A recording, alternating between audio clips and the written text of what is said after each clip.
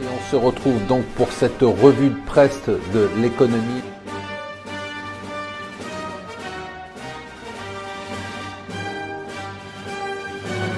Bonjour et bienvenue sur Mon Financier pour la revue de presse de l'Écho. Nous sommes le jeudi 20 avril et il ne vous reste plus que 2 jours si vous voulez vous positionner, 2 jours de bourse sur les élections françaises. Alors qu'est-ce qu'on remarque? On remarque qu'il y a une fébrilité mais il n'y a pas de panique. On remarque que le CAC a baissé, il est sous-performe par rapport aux autres marchés, mais on est toujours autour de 5000 points. On remarque que la volatilité est un peu en hausse, mais ce n'est pas le délire. On remarque surtout que le taux de la dette française sont relativement bas, on tourne autour de 0,90%, on était largement au-dessus des 1%. Alors bon, c'est vrai que c'est faussé par le fait qu'il y a de moins en moins d'investisseurs étrangers, la part a chuté, elle est au plus bas depuis 10 ans. Et donc c'est principalement la Banque Centrale Européenne qui fait les taux d'intérêt, mais quand même.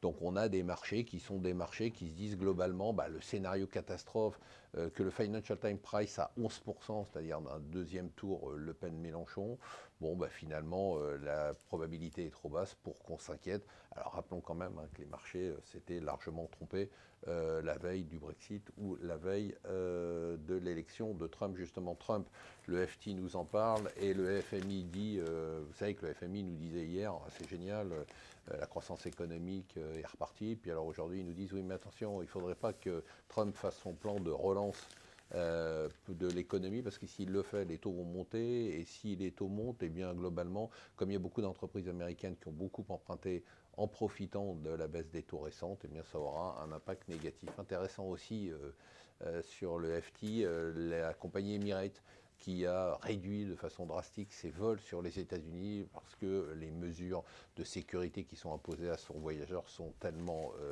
difficiles que globalement il y a une chute de fréquentation. Alors c'est amusant, quasiment sur les mêmes activités, c'est-à-dire l'activité de trading, de spéculation sur les produits de taux d'intérêt, eh bien Goldman Sachs avait dit la veille qu'ils avaient gagné moins d'argent, et ceux qui en ont gagné de l'argent, c'est finalement un jeu à somme zéro, à somme nulle. C'est Morgan Stanley qui a gagné exactement ce que n'a pas gagné Goldman Sachs, avec une hausse des profits de plus de 70%. Alors, est-ce qu'il va falloir attendre qu'il s'en aille pour qu'on ait cette fameuse inversion de la courbe de chômage qui nous promettait depuis 5 ans? Ça commence à se préciser. Alors, ce n'est pas le délire, mais on s'attend à 2 millions d'embauches, nous dit Pôle emploi, dans les entreprises. 2 millions d'embauches, c'est 150 000 de plus que l'année précédente.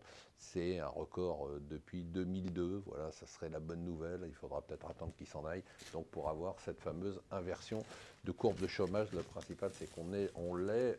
Alors on sera bien évidemment toujours très loin de nos voisins, dont certains sont dans le plein emploi.